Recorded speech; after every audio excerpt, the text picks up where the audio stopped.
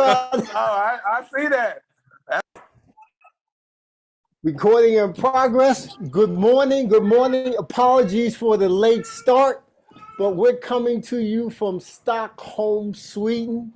Yes. It's Hoya Locker Room, episode 77. And we have in the building Mr. Gerald Riley, played for the Hoyas 2000 to 2004. We label those the Estrick eras. But even during that time, this gentleman put in work. And this episode is titled, Put Some Respect on My Name. Mr. Riley, before we get to you, I want to bring in my incredible co-host. Actually, he's the host. I'm the co-host. Mr. Markham Stansbury, three-time manager of the year at the Hoyas. Mr. Stansbury, the floor is yours. All I have to say is Hoya Locker Room goes international. That's all I'm saying. Like we have officially gone to another level. We're international. You know, Gerald. The real question I want to ask you, Gerald, is: Yes. Do you have an IKEA hookup? If you don't have an IKEA hookup, I'm leaving right now. That's a good question, man. To be honest with you, I have an IKEA right down the street from where I live. Probably one of the first IKEA ever built. So before we get into the work you did on the hilltop, how are you in Stockholm? What's going on in Stockholm? Just lay the foundation for us, because again, I've been to Helsinki, and it was hard for me to leave. So I'd like to hear what you're doing in Stockholm, because that's important. You know, part of bringing us back together. So what got you there? Yeah, man. Well, you know, first of all, man, you know, I played, you know, a little bit of basketball in Stockholm. You know, that was one of the reasons why I came here. Was to you know, play for a club a few years ago in Stockholm. And Stockholm, man, to be honest with you, it's a beautiful place, man. You know, the people here have been amazing. You know, amazing towards me, man. They've, you know, opened their arms up and welcomed me into the country, man. So, you know, I have much respect for Stockholm, man, because like I said, man, it's been an honor to be here and to play for a club in Stockholm, man. It's a different world than the US, you know, than playing at Georgetown University. It's a different atmosphere, to be honest with you. But for me, man, it's a blessing to be able to travel to Europe, to be able to experience Stockholm, Sweden, and also be able to just move around Europe, man, not only in Stockholm, Sweden, but to places like France, Germany, Italy, just to have that access to be able to move around Stockholm. It's been a pleasure, man. But at the end of the day, man, you know, I've had the opportunity to play basketball in Stockholm, Sweden. I've had the opportunity to do some modeling. Did a little modeling in Stockholm, Sweden too, man. I've had opportunity. Yeah. Wait. Don't just think you're going to throw that in and we're going to just glide by that. So when you say that, you played with Kevin Craswell, right? Yeah, I did. Yes, I did. So we went from being down and dirty, ugly Hoyas with Gene Smith to the pretty guys, light-skinned curly hair and dark-skinned bald-headed dudes modeling. Okay, I see.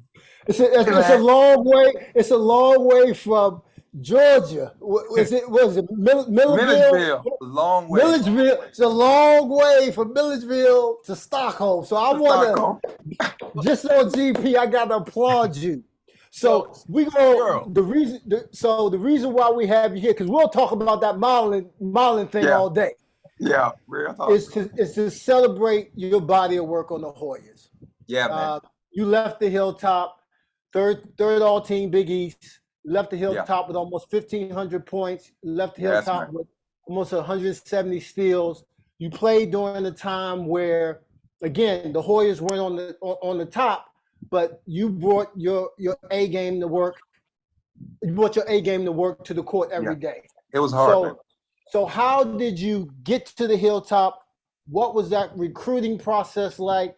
With the fact that Big John had just departed, what did you know about the program? I know that's a lot, but I want to get what were you thinking about when you came to the Hilltop from Georgia, baby?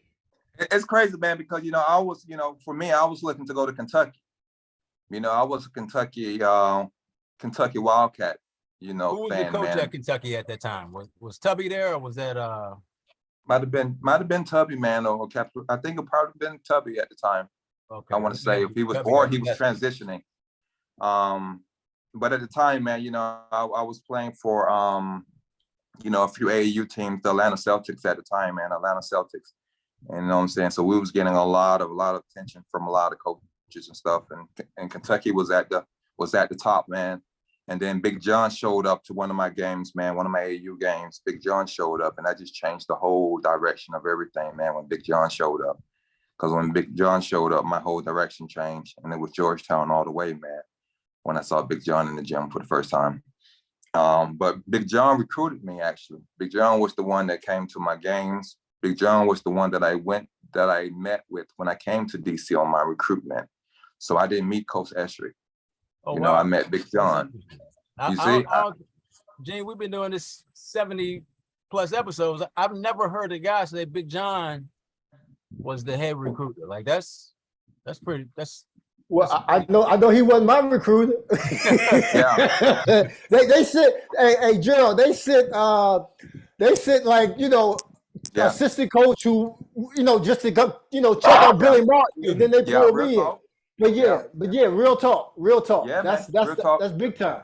That's big time. So man. So when they brought me to DC on my recruit, man, they took me right to Big John's crib, Big John apartment, and he had like a 4-level, 5-level apartment, 5 levels in that joint. Might have been 10, man. I don't know, but it was crazy, man. So I'm sitting there, at his dinner table, and we're sitting there just talking, man. And the first thing he asked me, "You coming to Georgetown, right?" That's like the first thing. "You coming to Georgetown, right?" And I'm looking at him like, pardon my language. I'm like, shit. I'm like, yeah, I'm coming. Didn't feel like you could say no, huh? And then it's not like you could say no, So yeah, man. So like I say, Big John recruited me. And when I got there, I don't know if he had, I don't know if it was set in stone that he was gonna step down or not at the time. But I think he was going through the process, but I don't think like the word had went out yet that he was stepping down as the coach. Because I think he was still going through that process.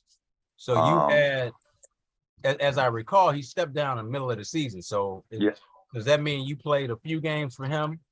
No, I didn't play any games for him because when I came in there, it was Escherick right away. Okay. You see what I'm saying? Yeah, I got you. So let me ask you this. Given that John had recruited you and that was, kind of, what pulled you in, were you disappointed? I was a little disappointed because he pulled me in because he was the one who I met with, the first couple of times before I even met Escherick. Right. You see what I'm saying? I met Big John a few times, and but he sent down like some recruiters, he sent down Ronnie. Ronnie came to my home to visit me at my home a few times. Big John was at a few of my AAU games that I played with the Celtics. And then when I came into DC for the first time, I met with Big John. So my whole thing was that Big John was going to be around. That was my thinking, that, he was going to be around the team. You know what I'm saying? If he wasn't coaching, he was going to be there, helping out some kind of way. But it didn't end up like that, man. He wasn't a part of the coaching staff. He wasn't around. I think he had already stepped down before that. So, when I came in, Coach Escherick was the one at the, he was the one at the helm. So he was the head coach. So I'm thinking like, damn, I had my mindset on being around John a little bit more, but, saying he wasn't even around. So I was like, do I want to stay here at Georgetown, or do I want to try my chances and go to Kentucky?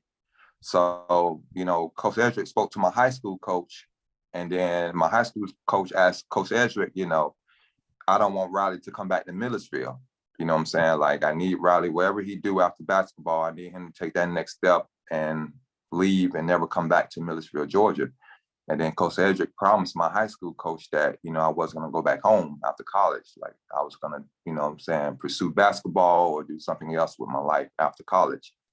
So instead of playing for a Hall of Fame coach, you end up playing for a guy whose claim to fame is making a half-court shot at a Georgetown game.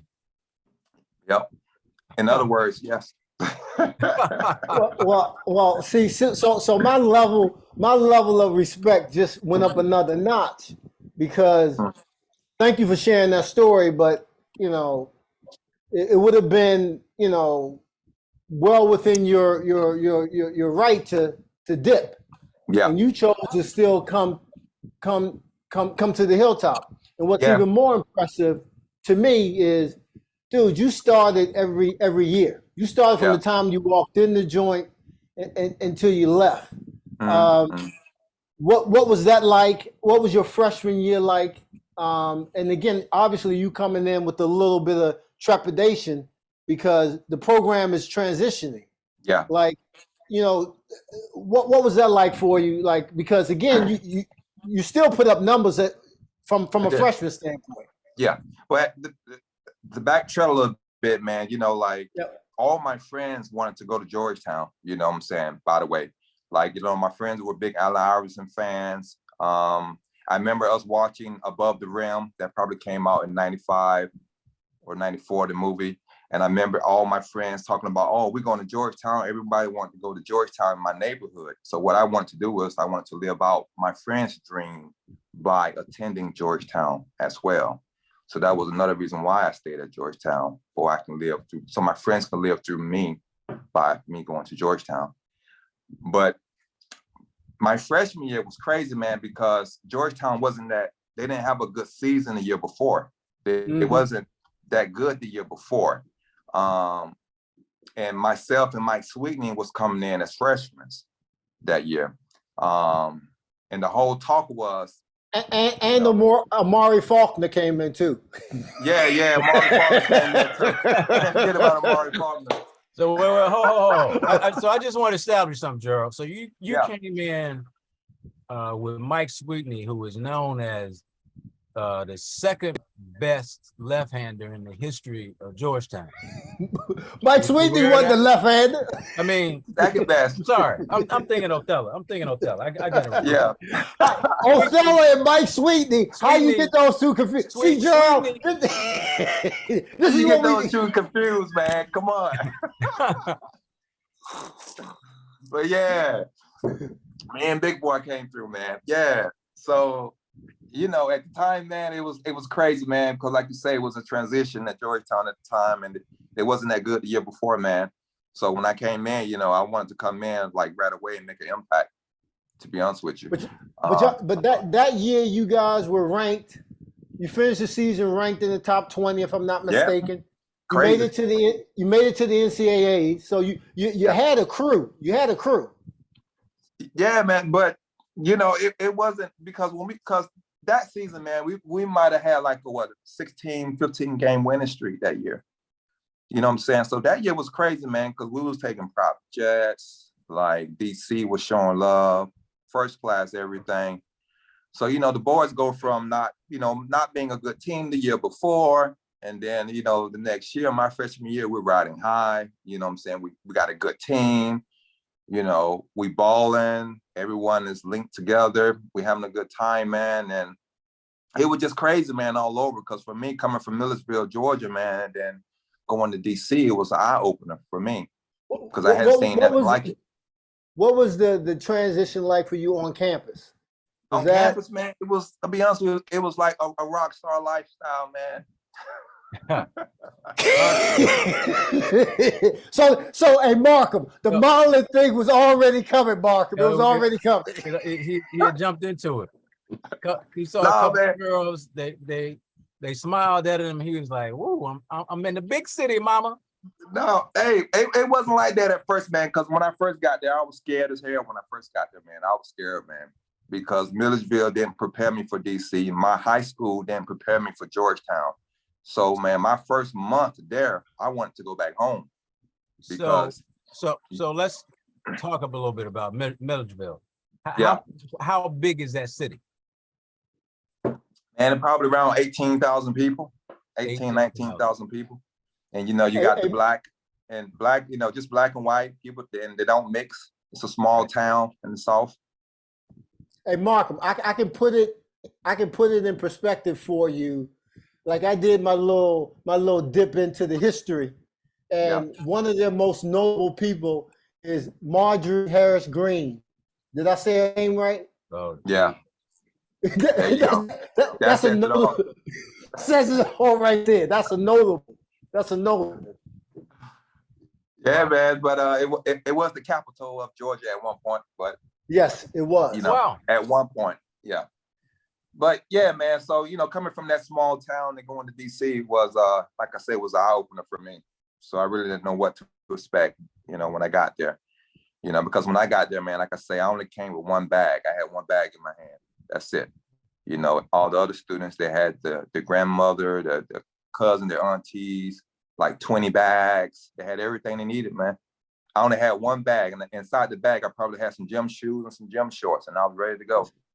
So I love you. I love your trend. My roommate Kimbe Mutombo, who not only he might have been a little worse off than you because pretty sure he had some size 12s. And he probably stopped wearing a 12 at 10 years old. So your reputation precedes you, Gerald. And we tried to have one of your teammates like come on towards the end. Daryl Lawrence. Okay. Yeah. And he wanted me to tell you what's up. But he said you would understand because he got invited to a Saints game at the last minute. Okay. So he said you would understand, but he wanted me to ask you, how did you stay so freshly dipped and dripped and nicely dressed? Like you were the best dressed on the team. Like, where did that come from a guy who only showed up with one bag? What? And wasn't from Atlanta. Daryl said that? DJ said that. He said you were dressing like you were from Atlanta and rolling with Jermaine Dupri. I don't know if my I don't know what they would call it nowadays, but if my swag was up to par. I don't know about that, man, in my college days. Well, but, that's the word on the street. That's where that's the word on the street. But what I'd like to ask you about, if you could take us into your mindset and against Miami, when you had back-to-back 30-plus games, you were 2 games, you were 25 for 32 from the field. Yes. And 16 for 16 from the line. And yes. Markham, I want you to remember that 16 for 16 from the line. Crazy stats. Because dude was an 82% free throw shooter for career. So Markham has this game or this question that he asked at the end of the episode. Yeah. He might be the cat we need on every team. So I just want you to keep 82% from the line, dog. Career. I can remember when I was just watching Georgetown. That was the Achilles heel. Yes. So just I want to go into your mind for those back-to-back games because that was a home and away. Yeah. Like again, memorable. No small forward had ever dropped numbers like that since 1965. What was going on? Did you have something against Miami, dog? Hey, I mean, you said it. No small forward had ever dropped those numbers, man, since 1965, and that's in the record books. And no one can take that away from me. No one, you know. But for me, man, I had a good friend that played on Miami at the time, Darius Rice. I think Jerry Rice's nephew at the time. And me and Darius was really good friends coming up, you know, in high school and playing AAU balls against each other, me and Darius. And I always wanted to play well against Darius, man. Every time me and Darius, you know, matched up and stuff, you know, we always, you know, pushed each other, man. You know, we always wanted to bring the best out of each other, man. And I always enjoyed playing against Miami, man. I enjoyed playing against him.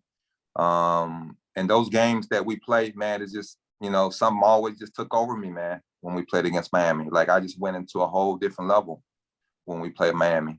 It was like I was just free. I felt free out there, man, playing against Miami. You know, it's like, the basketball rim was like an ocean, man. You know, everything I threw up, I knew it was going in. And it was a feeling, man, that, about people who played the game, man, when you're on.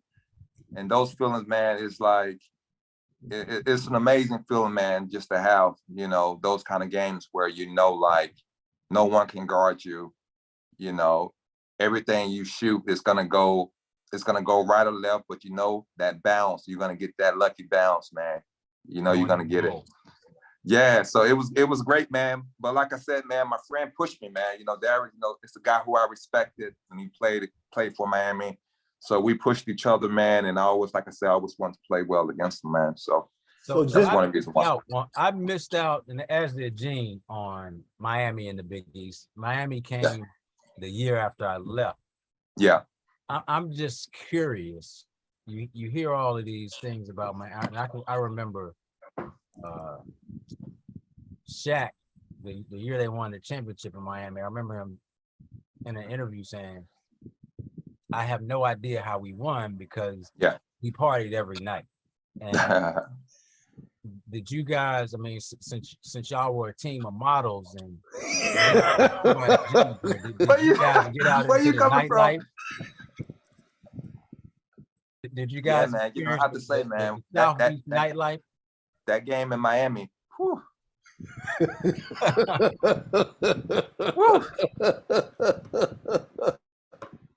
I can only imagine. That was memorable. Rock star. That was a memorable night in Miami. Let me just say that was memorable. What did make it? What did making third team All Big East mean to you? All Big East? Yeah, what did that mean? Did that mean was that something special for you, or did the winning that you had freshman year mean more? Like, you know what, man? That year, man, that was a tough year for me because I played that whole season on a broke foot. Wow. I played that whole season I had a stress fracture that whole season. I didn't practice. See, this is a story that people don't know. I never practiced. Wow. Only thing I did, I iced my foot during practice. During the game. This is 2004. Yeah, during the games. Wow. During the games, I would ice my foot at halftime, freeze my foot, get back out there, play the second half, ice my foot after the game with Miss Michaels. Oh. Yeah, then practice, ice my foot, because it was either that or I set out that year. But I couldn't set out that year because we had just lost 4 key players. We had just lost 4 starters. And I was the only player there coming back, like really main player from that year. Because we lost Mike, we lost Drew, we lost Tony. We lost a lot of key players, transferred, So for me, it was like Tony Bethel went to us. NC State. NC State, yeah. So we lost a lot of key players. Yeah. So if of course they didn't want me to set out that year, because if I had set out, we wouldn't have had nothing that year. So of course they urged me to play that year, but I should have set out my senior year because my foot was really messed up. So I should have set out, but I didn't. You had to do it all over again. You would sit out. I would have set out. Yeah. I would have took that year, but I still averaged around 17, 18 points on one leg, on one foot. Dude, I'm looking at your stats. On one foot. Your minutes the year before were 977 minutes. Your minutes on one foot were 928 minutes. Your scoring average went up 3 points from 14 to 17. Like, dude, that's crazy. That's crazy. On one foot, and every team that's playing against us, I'm the number one. I'm the player that got stopped. I'm the number one option. Right. So you got every team preparing for me. So Gerald, let me ask you this. I always say, when you just talked about the injury you had and you should have sat out. Yeah. I always, when talking about Georgetown basketball, say to people, when I was there, everybody that came through the door expected that they were going to the NBA. Whether or not, that was the expectation. Except for me. Except for me. I didn't come through the door.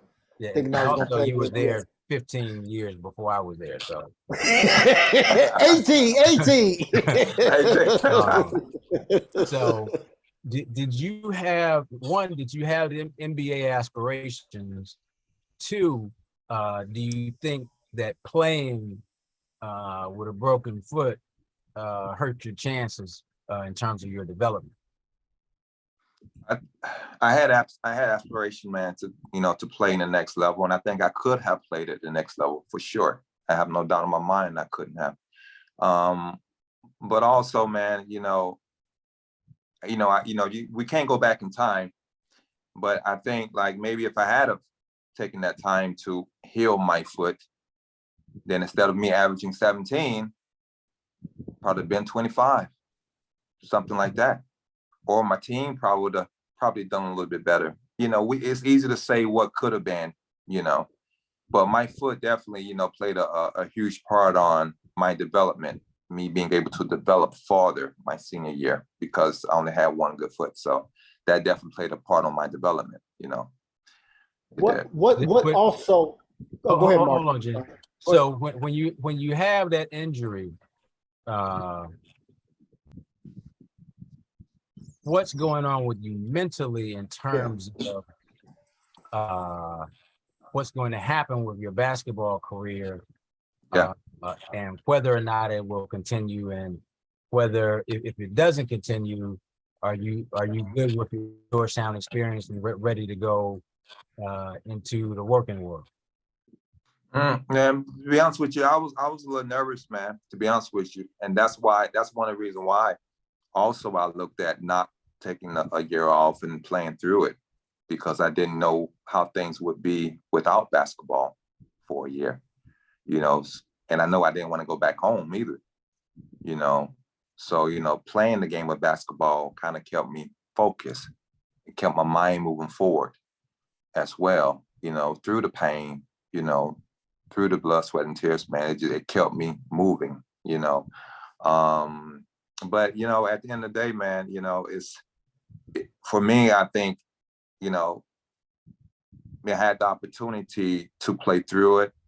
I had the opportunity to do it at Georgetown, to play for Georgetown and to help Georgetown, and and to put us in the best position possible to have a decent season, man, due to the circumstances that we had going into my senior year, but that's just the passion that I had for Georgetown.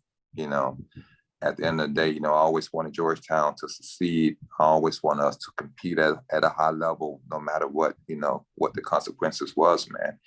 But I don't know, it was a tough year for me because, like I said, we lost a lot of key players that year. And I knew that whether we did good or bad, a lot of the blame was going to come my direction regardless. But a lot of people didn't know like what was going on behind the scenes through that whole year, because that whole year was a tough year. You know what I'm saying? I'm gonna be upfront with you. It was a really tough year because I had expectations too for my senior year, but due to everything that happened around it with the injury and losing starters, it was like, I don't think it was something that anyone could have prepared for, and it's something that I couldn't prepare for myself, to be honest with you. Yeah, I can't impress upon you enough how, I mean, that's spirit, that's heart, that's something you brought to Georgetown, and the fact that you carried it that way makes Georgetown a better place, makes the history and the tradition of the program, that speaks volumes. But again, that's coming from the heart. Like I said, I got another level of respect for your journey. Because again, you put in major work your senior year. What did the family know back home that you were going through it, or was it just something you carried? You just put the team on your back and carried it. I carried it myself, man, because like I say, my parents, they didn't know anything about the game, of basketball. They didn't know anything about the business part of it, so every decision that I made, I had to make it on my own. I made my own decisions behind the scenes. And a lot of that stuff I didn't take back home. I didn't share it with my parents because I wanted them to think that everything was good, everything was great, like life was good, I'm here, I got basketball, Georgetown, let's go. So I just took it on my shoulder, man. I took the team on my shoulder. I took that on my shoulder, and I just ran with it, man. Yeah, I just ran with it. I can understand that. I was raised single parent. I was raised by my mom's, and my mom's went to one Georgetown game. Yeah, mine in my 4 years there. So I understand what you mean, like taking anything back home that could be perceived as my baby's not okay. Yes. What wasn't a good look. Exactly. I just want to say, what's up? Gene is telling the truth, that his mom only went to one Georgetown game, but she didn't go because he wasn't filling up the box score like you were. She was in DC, a G2 bus ride away, and she would not come to the game. She would not come. She wouldn't come. Free tickets and everything. Hey, that's a different story. That's a different story there. Well, man, we really appreciate your time. We could do this all day, and we're gonna continue. I just want to let you know, like we appreciate you, man. We appreciate everything you did on the hilltop.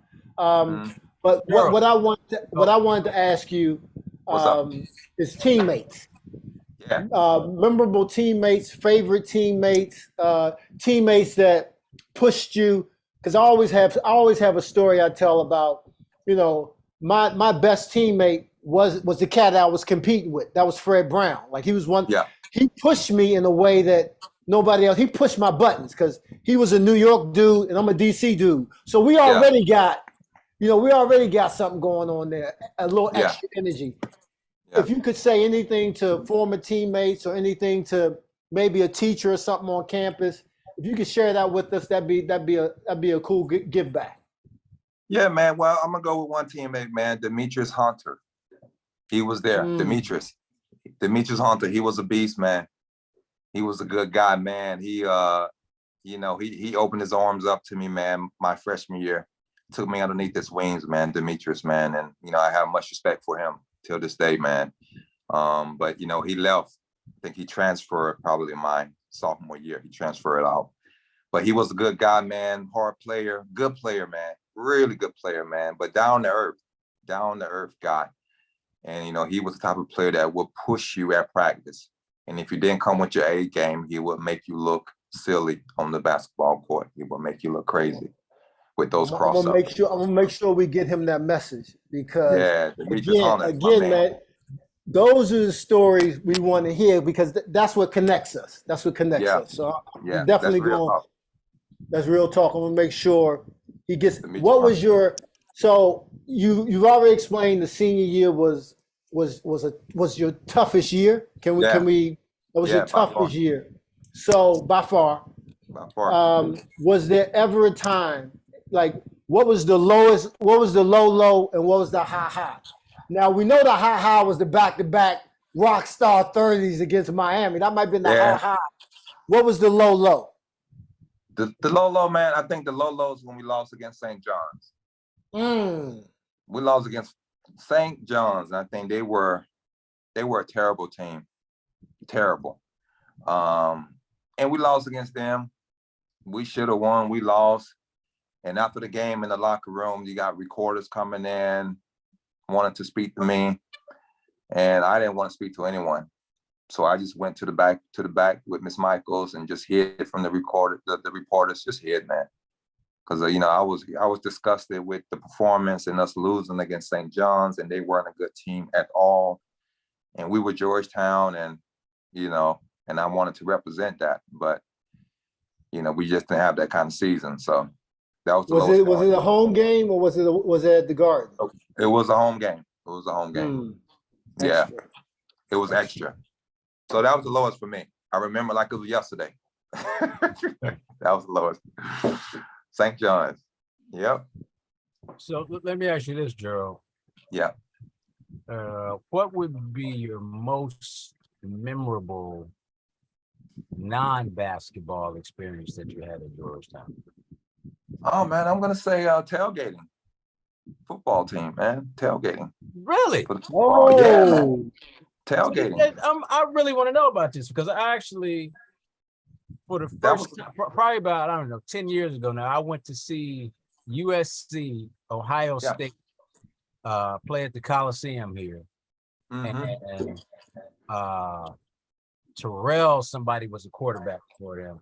Very good team. Yeah. I never experienced tailgating because, to be truthful, in my 4 years at Georgetown, I never went to a football game.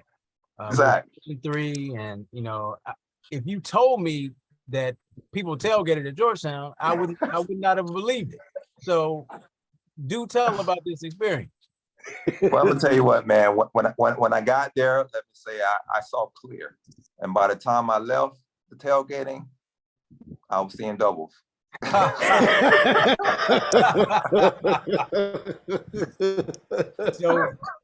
Georgetown tailgates. How about that?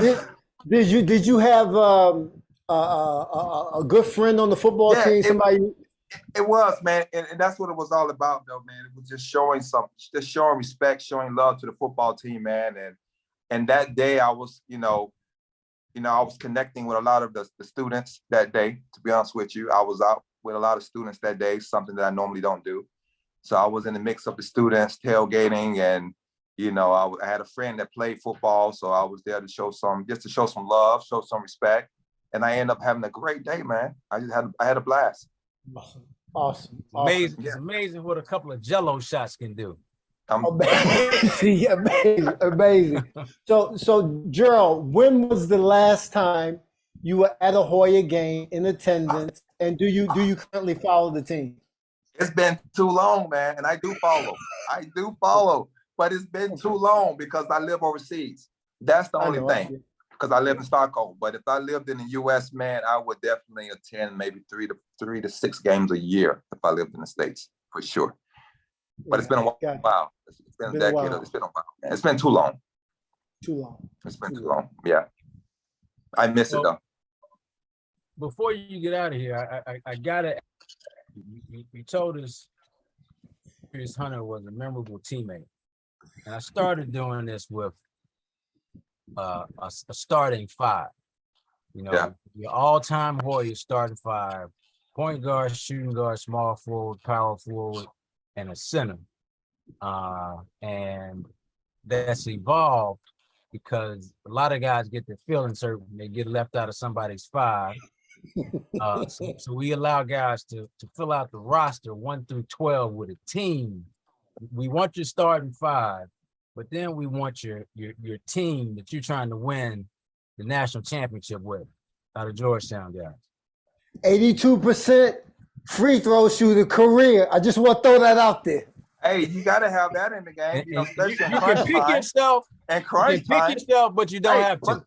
Remember now, I was the best defensive player. That's what I heard. My freshman, sophomore, junior, senior as well on my team.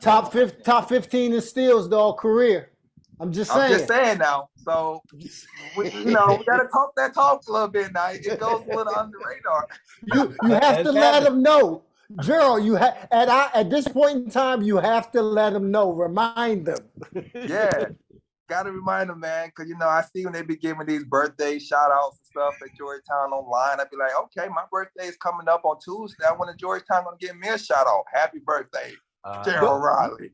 We will be giving you a shout out. We will I be seeing players that couldn't even walk in my shoes getting shout outs. I'm like, what? I feel you. Really? I feel you.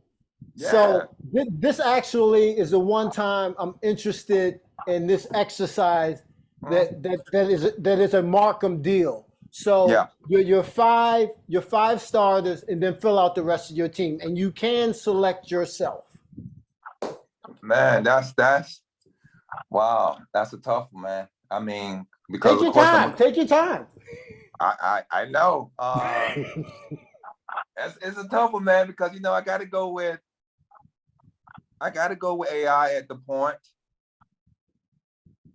you know, at the point, I'm going with AI. You know, I got to go with Pat down low at 5. I'm gonna go with Alonzo at the 4. Small forward. We got some beasts at the small forward though. We got small forward. We got some animals at the small forward. You can't go. You can't go wrong. No, you can't at that small forward. Good gracious. Man, I don't know, man. The small forward. That's a good one at the small forward. I mean, you guys know. I mean, you guys probably got, you know, some clear cut ones at the small forward than I do. No, we good. This ain't the Hoya Locker Room. This is the Gerald Riley. The Gerald Riley Locker Room. It's your team. It's your hey dog. This your team. This your team. Oh yeah. Let me see, man. I don't know, man, about this one though. It's a hard one, man, to be honest with you. You know what I'm saying? To continue. I don't know, man. It's a hard one though. 5. You got, you know, you're gonna have 7 more spots. So yeah, you're gonna have 7 more though. But I know I go with Sleepy Floyd. At the 3? No, not at the 3. You sound like Mark Guerrero. No, not the 3. You know what? I'm gonna go with the 3. Hey, give me Jeff. Give me Jeff at the 3. Jeff Green. Hey. Give me Jeff Green at the 3. Okay. And who you want at your 2? Dikembe Mutombo? No, I can't go with 10 baby. No, man, I can't go with that. You know what? At the 3, at the point, let me go with at the point. Dog, the crew you got. AI was your point. What? You're my point. You want to be my No, point? no, I said No, with the crew. AI was your point. Yeah, AI is my point, but I said my 2. Who's your 2? Okay, who's your 2? You know what? I'm gonna put. You know what? Put Sleepy at the 1. Put AI at the 2. Okay, that's what I thought you wanted to do. Yeah. Put AI at the 2. Put Sleepy at the 1. Okay. All right. So now who are those other 7 guys to fill out the roster? Let me go with big boy Mike Sweetney. Okay, your teammate. Yeah, I'm gonna go with myself on that lineup too. Let me go with Riley. Yeah, put me on in there. You know, give me Dikembe Mutombo. Dikembe.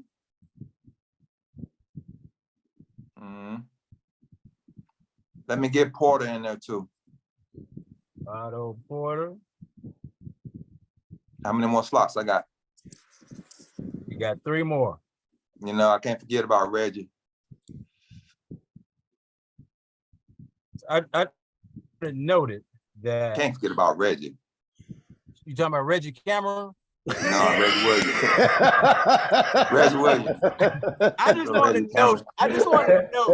Man, you I just want to know that before Reggie Williams, Jeff Green, Gerald Riley, and Otto Porter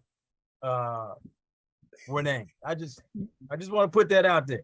No, it's not by order. It's not by order. Okay. Okay. But we know Reggie at best is number 2 because Jeff Green is starting. Yeah. It's not by order, okay? But I'm just going with. But you say I got to go by Gerald, a little bit. You have to, and Gerald, this is the thing. We know it's not who starts the game; it's who finishes. There you go. That's what I'm saying. That's all I'm saying. Come on, now work with me here. You got 2 more spots. And 2 more spots. I'm just telling you what you have on your bench already. Okay. Power forward. You got 3 small forwards. And you got a center. Okay. I need a point. No, AI's gonna run 2 and 1. Okay. Who else we got? Let me go with man, the list is getting a little short now. How many centers do I have on the bench?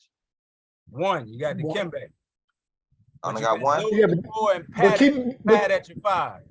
But keep in mind, them centers you got, unless they in foul trouble, they ain't coming out the game. So if they ain't coming out the game, man, you can put Big Roy in there. Oh, you want Roy? You want Roy? Give me Roy. Give me Roy on the bench. I'm letting you know right now, Gerald. I'm pressing y'all. I'm pressing. Pressing. Hey, I'm looking at this team. I'm like, man. Because that starting 5 ain't coming out, man. Not going to be as a GM. All I know is this, Gerald. I'm gonna go at AI, get him in a little tussle, get him out the game.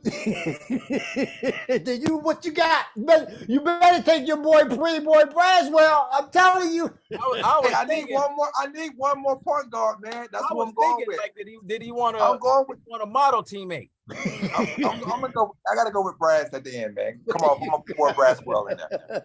Give me Brass. I need one point guard. Give me Brass, man.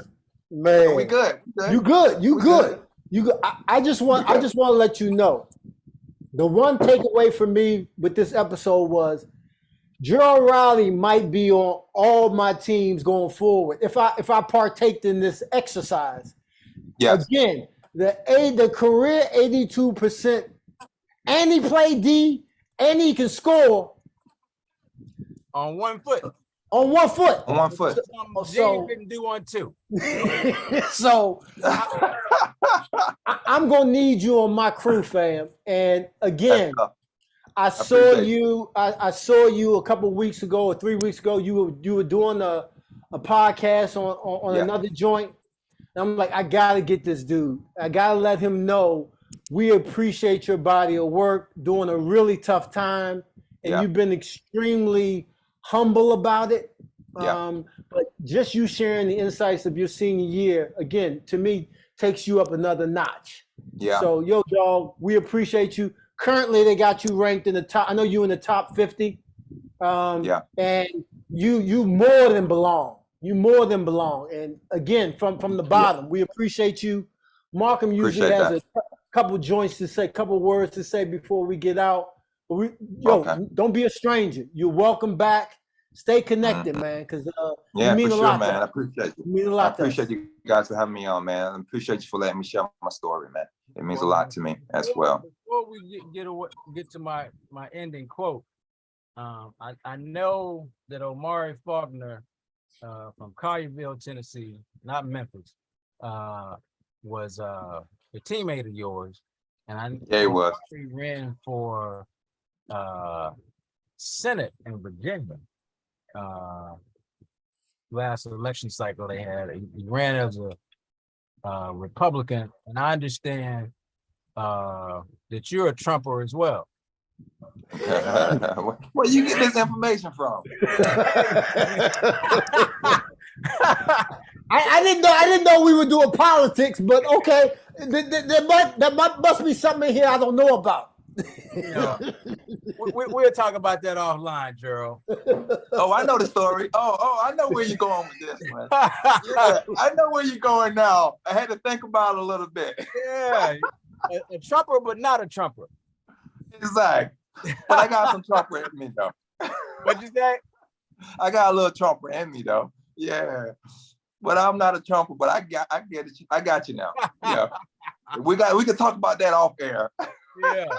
I got a story about that. Yeah, it sounds like it might have something to do with you always being freshly dripped or freshly dressed to death.